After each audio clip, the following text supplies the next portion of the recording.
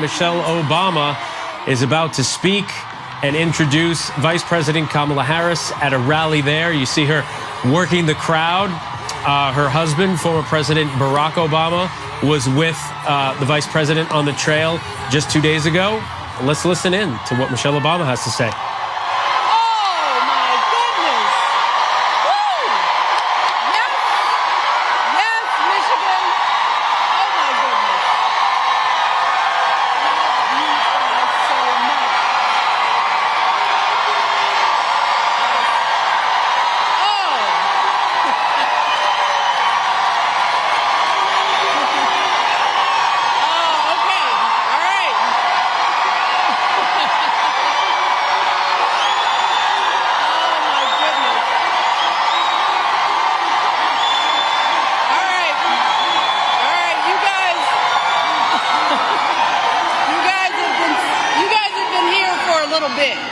So we want to get this show on the road, especially for our folks standing here in the mosh pit. Hang on there. I love you. Well, let me just start by saying hello, Kalamazoo. Or should I say Kamalazoo?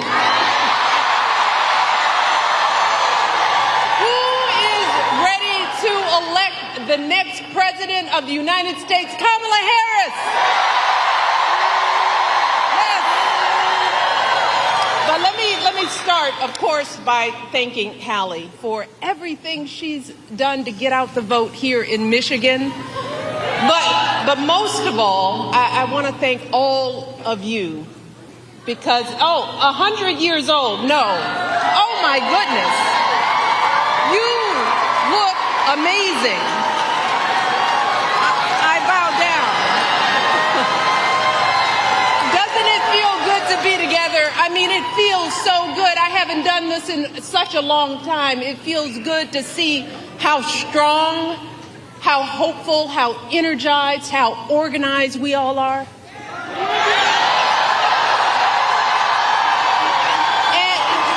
And we need that.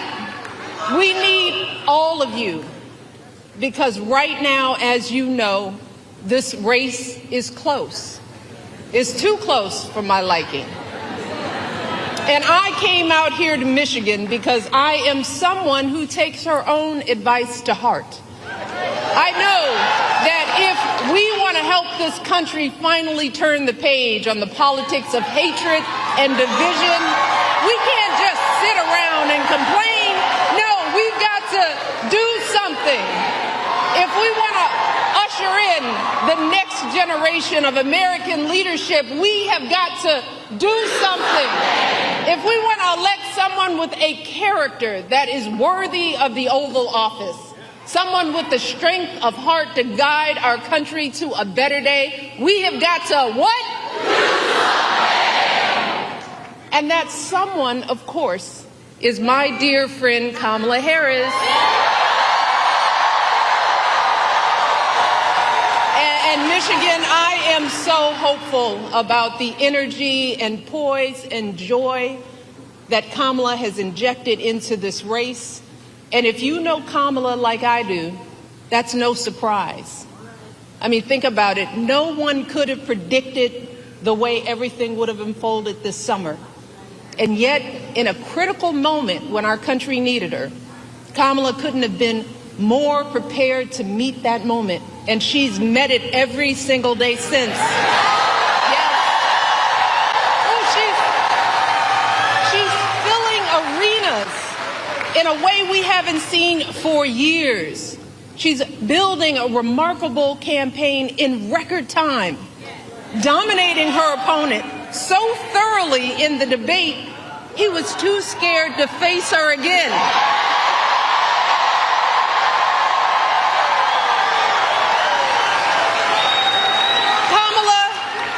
She's putting herself out there fearlessly, facing down even her harshest critics. She's seeking out Republicans to find common ground. And unlike her opponent, she's not ducking interviews or cowering in safe spaces only with fawning audiences. No, she's showing us what a sane, stable leader looks like.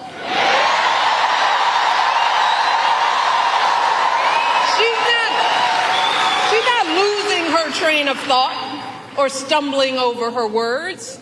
And she's doing it all with vigor and with grace. That's because Kamala Harris is a grown-up.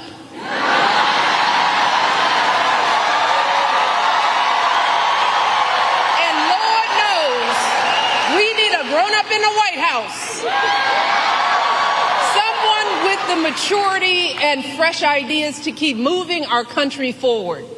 Kamala is the only candidate in this race who has outlined a clear set of policies, including focusing on lowering costs and reducing drug prices for all Americans, giving tax credits to first-time home buyers, folks starting small businesses, and working families raising our kids. Let me tell you, it is a remarkable plan. And these remarkable last few months mirror the way Kamala has handled herself her entire life, fighting for working people and the vulnerable, first as a prosecutor, then as an attorney general, then as a U.S. senator, and now as our vice president of the United States. Taking on the big banks, the transnational gangs and predatory for-profit colleges, and always doing it, holding her head high with warmth and dignity and class. So Michigan, do not buy into the lie that we do not know who Kamala is or what she stands for. This is someone who understands you, all of you, someone from a middle-class family raised mostly by her mom, like so many of us, leaning on her neighbors like we all do. That's what you want in a president, someone who gets you and will have your back. Take it from me. And I know good people. Kamala Harris is an extraordinary human being. She is an extraordinary candidate. And she will be an extraordinary president of the United States of America. Mark my words, because I don't lie. So Michigan, with all that being said, I got to ask myself, well, why on earth is this race even close? I lay awake at night wondering what in the world is going on. And it's clear to me that the question isn't whether Kamala is ready for this moment, because by every measure, she has demonstrated that she's ready. The real question is, as a country, are we ready for this moment? Are we willing to do what it takes to get her across the finish line, or are we going to let ourselves get distracted and fall for the scam? Are we going to lose sight of the dire consequences if we come up short? And right now, folks, I have to be honest, I'm not completely sure of the answers to those questions. Y'all give me great comfort in this arena. But this is a big country. And that's why all of my hope about Kamala is also accompanied by some genuine fear. Fear for our country. Fear for our children. Fear for what is coming our way if we forget the stakes in this election. And y'all, that's why I'm here today. And y'all know I hate politics. But I hate to see folks taken advantage of even more. So I wanted to do everything in my power to remind the country that I love, that there's too much we stand to lose if we get this one wrong.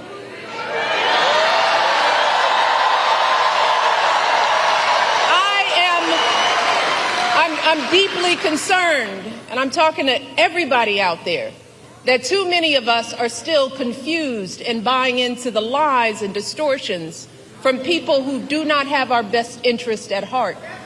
So I want to address some of these concerns head on. Because when you lay out the options, this choice isn't even close. But whether it's online or in the media or in our social circles, there are folks who say they're not sure about Kamala.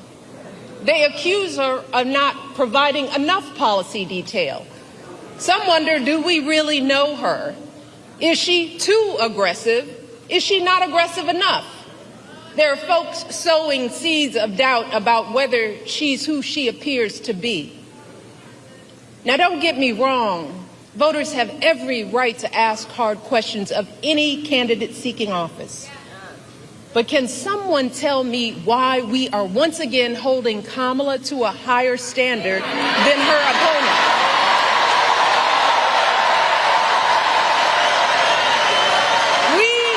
We expect her to be intelligent and articulate, to have a clear set of policies, to never show too much anger, to prove time and time again that she belongs. But for Trump, we expect nothing at all. No understanding of policy, no ability to put together a coherent argument, no honesty, no decency, no morals. Instead, too many people are willing to write off his childish, mean-spirited antics by saying, well, Trump's just being Trump, rather than question his horrible behavior. Some folks think he's funny.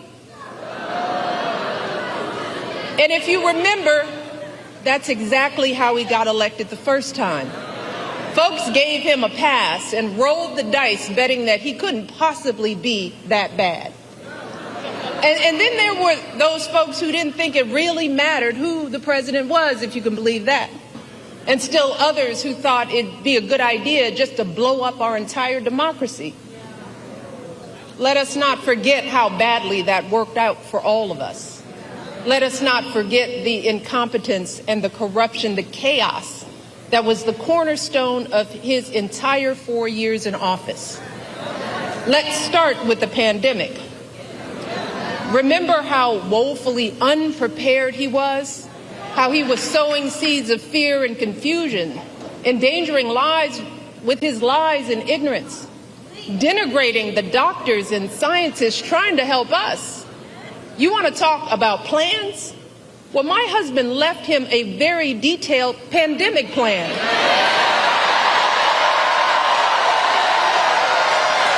And you know what he did? He ignored it. He had no clue how to get us out of that crisis. No ability to bring back the millions of jobs we lost so suddenly. No idea how to get our students back into school safely. No attempt to help stem the epidemic of loneliness and isolation that too many of our young people are still dealing with. And his failures had real cost. America lost 7 million more jobs during the COVID downturn than the European Union.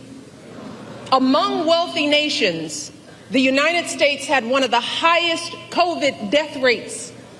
Again, all of this occurred with Trump in charge. And sadly, this was just the tragic exclamation point on his disastrous presidency. Installing judges and justices who have now stripped away our reproductive freedoms. Cracking down on protesters marching to protect their sons from being shot because of the color of their skin. Rolling back protections for LGBTQ Americans. Fanning conspiracy theories, unleashing hatred in our communities. And then, when the American people fired him from a job that was too big for him to begin with, he tried to steal it, egging on a violent mob that breached our nation's capital. And when told that his own vice president was in danger, you know what he said? So what? So what, y'all? He said, so what? And after all of that,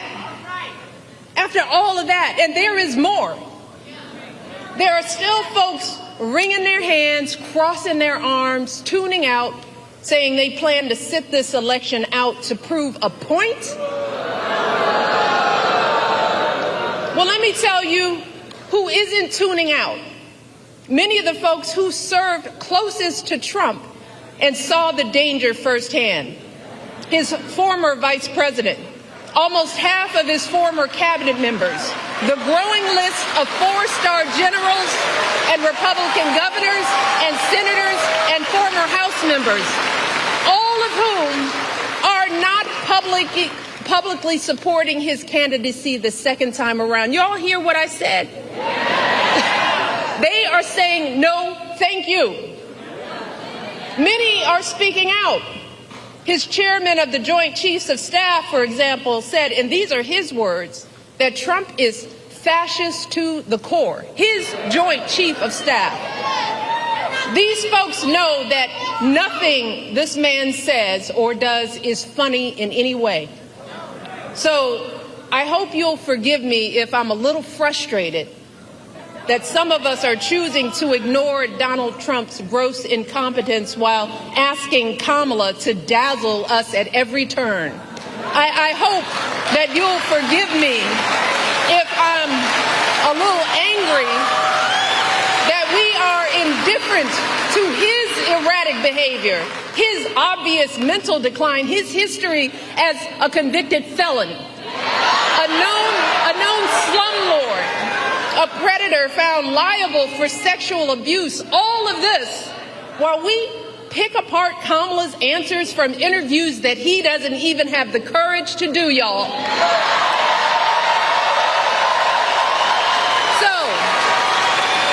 I am praying that those of us contemplating voting for Trump or not voting at all will snap out of whatever fog we are in. I am praying that we consider the decades of sacrifice and struggle by all of our ancestors, the folks who marched and sacrificed and shed their blood for us.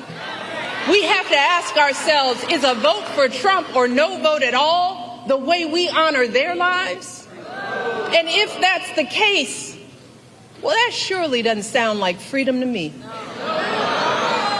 Because let me tell you, in any other profession or arena, Trump's criminal track record and amoral character would be embarrassing, shameful, and disqualifying. So, I hope that you will forgive me if I am worried that we will blow this opportunity to finally turn the page on the ugliness once and for all. Because believe me, if Donald Trump is president again, at some point or another, that ugliness will touch all of our lives. And it will not matter what you look like, how you worship, who you love, or how you vote. If you don't make 6 or 8 or 12 figures, if you're not famous, if you criticize or disagree with him in any way, if he doesn't view you as his equal or relevant to his ambitions, I promise you, he will not think about you when he gets into the Oval Office. And that will have real consequences for all of us. If your town gets hit by a natural disaster, who do you want looking out for you? Is it Donald Trump, who's spreading so many lies and conspiracy theories about climate change and FEMA that the workers in North Carolina trying to help folks clean up after the last hurricane were fearing for their safety? Or is it Kamala Harris, who has been meeting with local officials, comforting the families in that state and doing everything she can to get folks the help they need? If you're saving up to buy a house or pay off student loans, if you're caring for your kids or your parents or both, if you are a farmer, a factory worker, a paralegal, anyone whose job may be changed or replaced by technology, who will actually be thinking about you? Is it Donald Trump, who's palling around with billionaires that want a puppet in the White House who will let him run unchecked? Or is it Kamala Harris, who has been fighting for working people her entire life? If you're one of our service members, our veterans or military families, who is going to value your service and sacrifice? Is it Donald Trump who has called those who gave their lives for our country suckers and losers? Or is it Kamala Harris, who I guarantee you will honor your commitment to the ideals we all share with every fiber in her being? And if you are a mother who has lost sleep worrying if your son could be the victim of a nightmare traffic stop gone bad, if you've ever been out there marching and weeping for justice, who do you think is going to have your back? Is it Donald Trump, who once took out a full-page ad to demonize innocent young black teenagers in New York City, who has dreamed openly about his own version of a purge, where in his words, he has said for one day, one real rough, nasty day, he says, he will allow cops to use violence indiscriminately, who I am sure has never spent a single second thinking about the lives on the other end of those batons? Or is it Kamala Harris, who understands the anguish in these interactions and has the experience that shows us that, yes, it is possible to keep our community safe and keep innocent people out of harm's way? And finally, y'all, who could possibly think that this man would care more about our men and boys more than Kamala Harris? And while we're at it, I want to think about who do you think possibly would care more about our reproductive health? And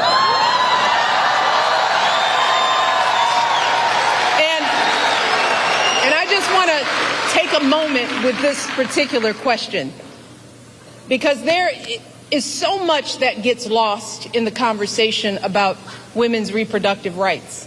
And I want the men in the arena to bear with me on this, because there's more at stake than just protecting a woman's choice to give birth. And sadly, we as women and girls have not been socialized to talk openly about our reproductive health. We've been taught instead to feel shame and to hide how our bodies work. Some young girls enter puberty not knowing what to expect. Too many of us suffer with severe cramps and nausea for days on end every single month. And then on the other end of the reproductive timeline, too many women my age have no idea what's going on with our bodies as we battle through menopause and debilitating hot flashes and depression. See, fellas, most of us women, we suck up our pain and we deal with it alone. We don't share our experiences with anyone, not with our partners, or our friends, or even our doctors. Look, a woman's body is complicated business, y'all. Yes, it brings life, and that's a beautiful thing. But even when we are not bearing children, there is so much that can go wrong at any moment. Every woman here knows what I'm talking about.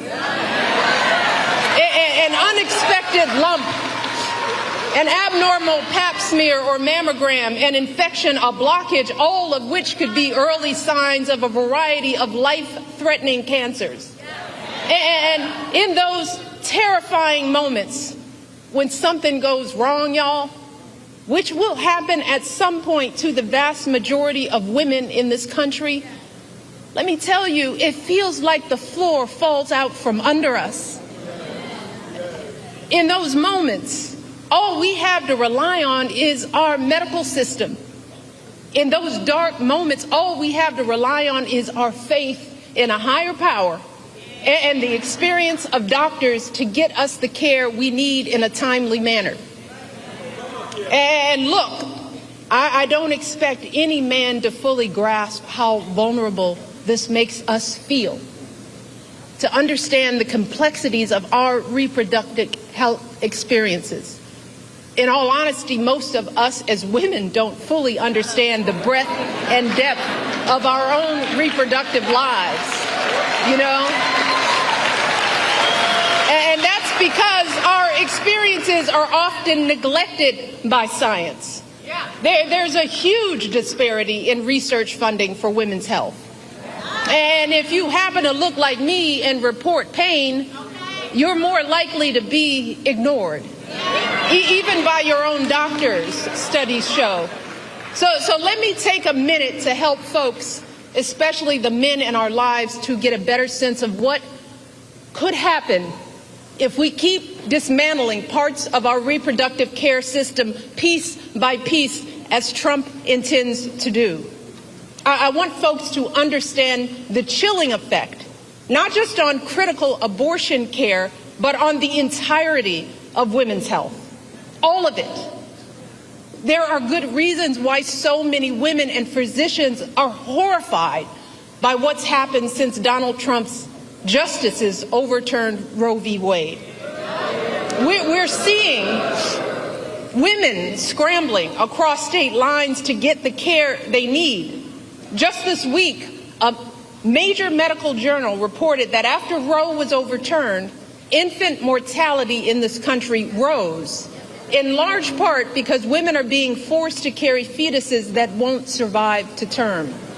One woman spent 22 days in jail on murder charges after she miscarried in her own bathroom.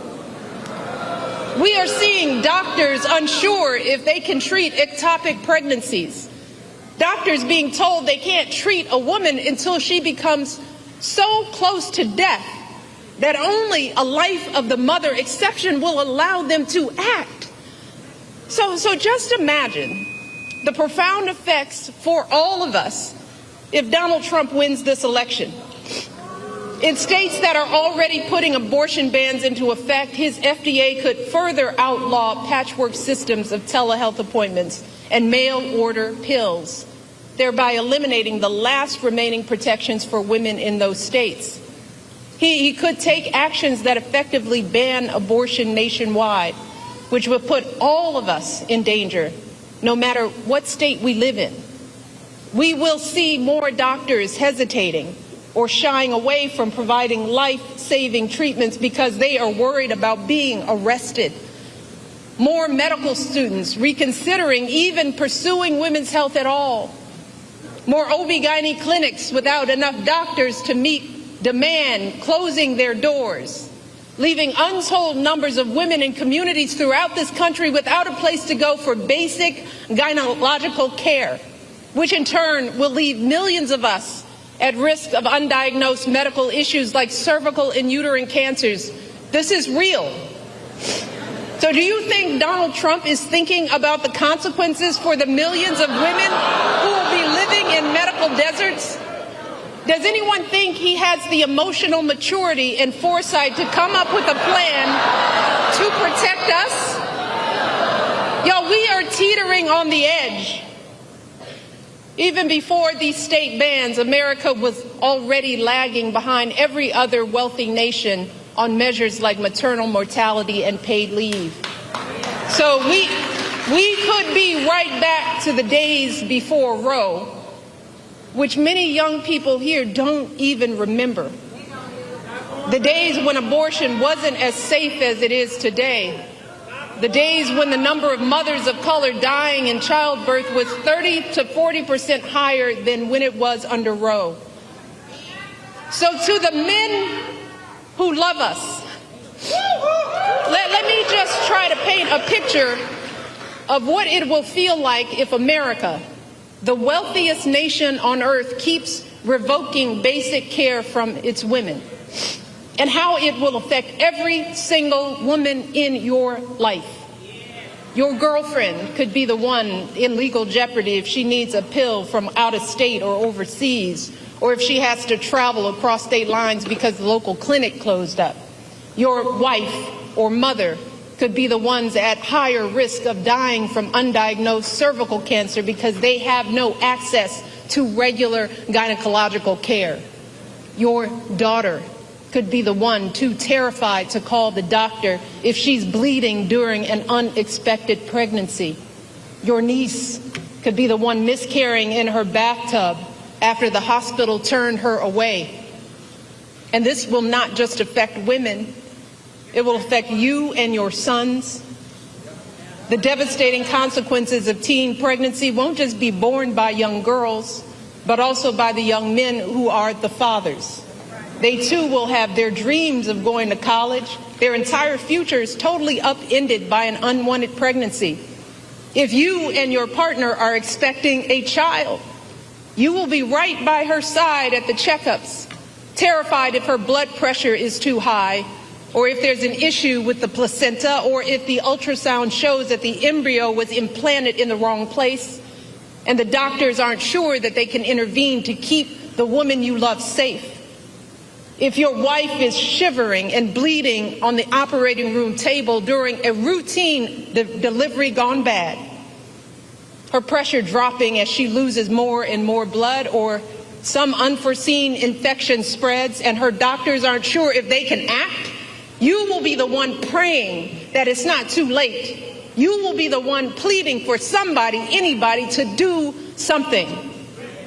And then there is the tragic but very real possibility that in the worst case scenario, you just might be the one holding flowers at the funeral.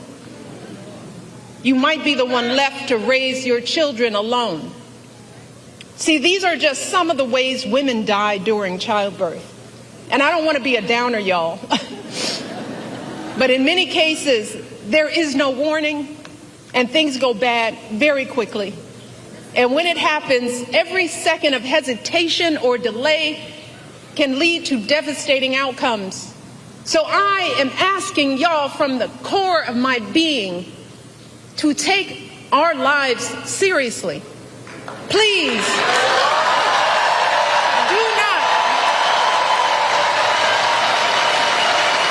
do not put our lives in the hands of politicians, mostly men, who have no clue or do not care about what we as women are going through, who don't fully grasp the broad-reaching health implications that their misguided policies will have on our health outcomes. The only people who have standing to make these decisions are women with the advice of their doctors. We are the ones with the knowledge and experience to know what we need. So please, do not hand our fates over to the likes of Trump, who knows nothing about us, who has shown deep contempt for us. Because a vote for him is a vote against us, against our health, against our worth.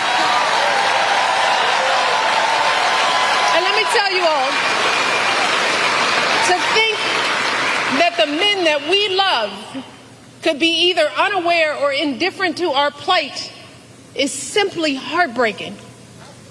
It is a sad statement about our value as women in this world. It is both a setback in our quest for equity and a huge blow to our country's standing as a world leader on issues of women's health and gender equality. So fellas, before you cast your votes, ask yourselves, what side of history do you want to be on?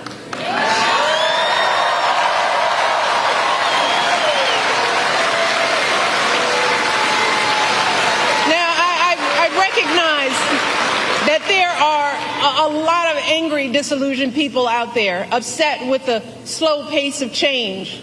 And I get it. It is reasonable to be frustrated. We all know we have a lot more work to do in this country. But to anyone out there thinking about sitting out this election or voting for Donald Trump or a third-party candidate in protest because you're fed up, let me warn you, your rage does not exist in a vacuum. If we don't get this election right, your wife, your daughter, your mother, we as women will become collateral damage to your rage.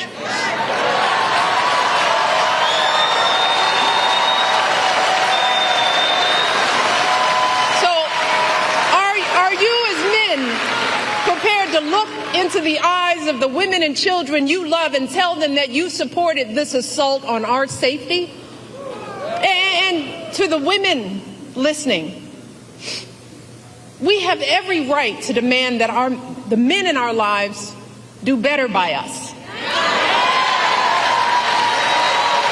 We have to use our voices to make these choices clear to the men that we love. Our lives are worth more than their anger and disappointment. And we are more than just baby-making vessels.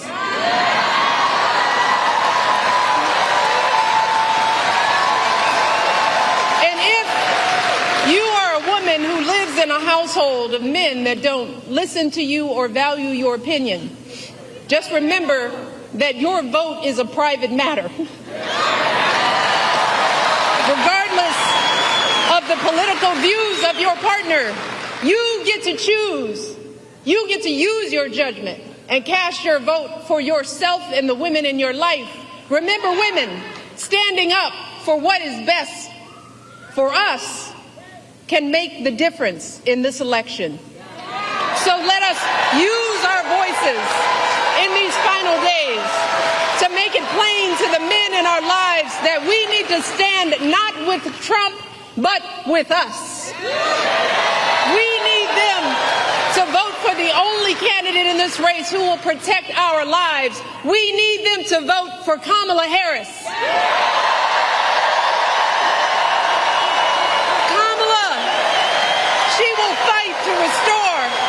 Reproductive freedoms and defend our health. Kamala will fight for our access to life-saving emergency care and maternal care in every state. Kamala will veto any abortion ban or bill that restricts access to contraception or IVF. Kamala will expand access to birth control and abortion pills. And she will do all of this not because she's a woman, but because she's a decent human being.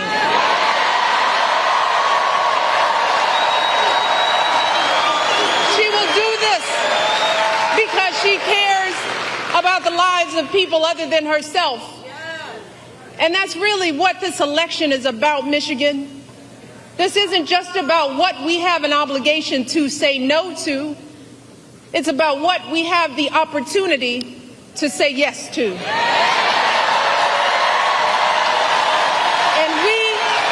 Elect someone who has the experience, the character, and the strength to look at all these challenges and still see a brighter day on the other side.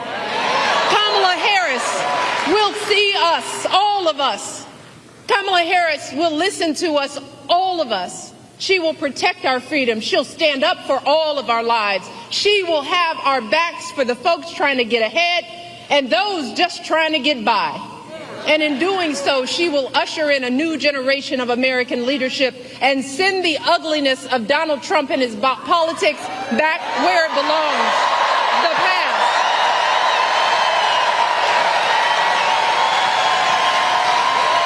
But Michigan, she cannot do any of this alone. So I'm asking you one last time. Let us not just sit around and complain. Let's do something. If